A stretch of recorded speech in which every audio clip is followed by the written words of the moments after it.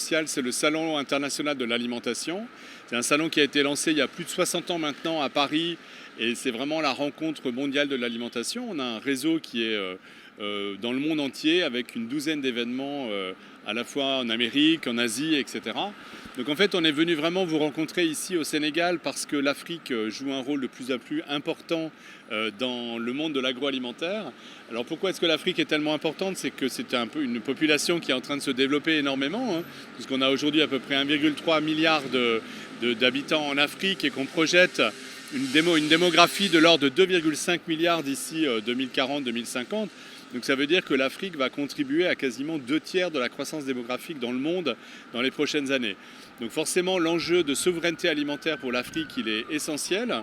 Et c'est vraiment le cadre du SIAL d'arriver à apporter des réponses et d'apporter de la visibilité à la filière agroalimentaire sénégalaise et africaine de manière générale.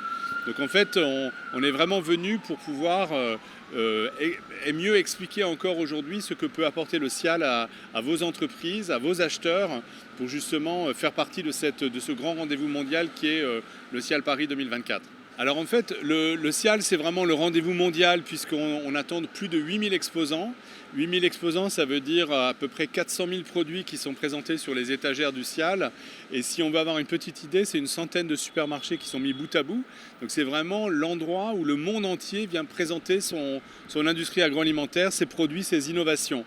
Donc il est important que les entreprises sénégalaises puissent venir elles-mêmes contribuer à cette visibilité pour à la fois être vues, mais aussi pour voir tout ce qui se passe dans le monde aujourd'hui. Et cet apprentissage, à travers l'observation des produits, des concurrents, mais aussi à travers les conférences, les startups, etc., va vraiment permettre aussi aux entreprises sénégalaises de mieux comprendre comment s'adapter aux grands défis mondiaux de l'alimentation et comment mieux travailler encore la souveraineté alimentaire pour le Sénégal, de nouveau à horizon 2040-2050. Alors il faut on a vraiment deux typologies sur un salon comme le SIAL, c'est à la fois des exposants qui viennent proposer leurs produits. Donc ça, ces exposants, il faut qu'ils aient un petit peu anticipé et qu'ils soient vraiment en mesure d'être prêts à répondre positivement à des importateurs pour pouvoir exporter leurs produits. Donc il faut qu'elles aient évidemment des produits, des échantillons, mais aussi qu'elles aient un petit peu anticipé les conditions de vente et de livraison. Et puis d'un point de vue acheteur, là on est sur un terrain de jeu qui est la caverne d'Ali Baba du monde de l'agroalimentaire, puisque le monde entier est là. Donc les acheteurs de la distribution sénégalaise peuvent très facilement venir sur le salon avec un peu une liste de besoins.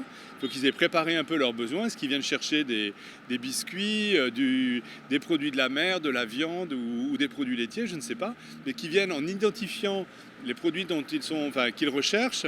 Et ensuite, le salon est organisé par secteur, ce qui veut dire qu'ils pourront, s'ils cherchent des produits laitiers, par exemple, aller directement dans le hall 7, où ils retrouveront tous les produits laitiers du monde entier. Et ça facilitera beaucoup leur visite pour aller chercher à repérer rapidement les produits qui vont répondre aux besoins du Sénégal. En fait, nous, on pense que le SIAL, c'est vraiment une caisse de résonance très positive pour le monde de l'agroalimentaire. Et comme je le disais tout à l'heure, ce qui est important, c'est que chacun devienne un acteur majeur de l'industrie et de challenge de transformation alimentaire. Et donc l'idée et le message que je veux faire passer aux entreprises sénégalaises, c'est qu'elles doivent faire partie de ce challenge de devenir acteurs de la transition alimentaire. Il faut non seulement qu'elles soient capables de faire évoluer la transformation des produits agricoles sénégalais pour les transformer et donc les valoriser, mais il faut aussi qu'elles anticipent les besoins du monde à échelle 2030-2040 pour pouvoir être compétitifs et puis être certains de pouvoir satisfaire la population sénégalaise et régionale.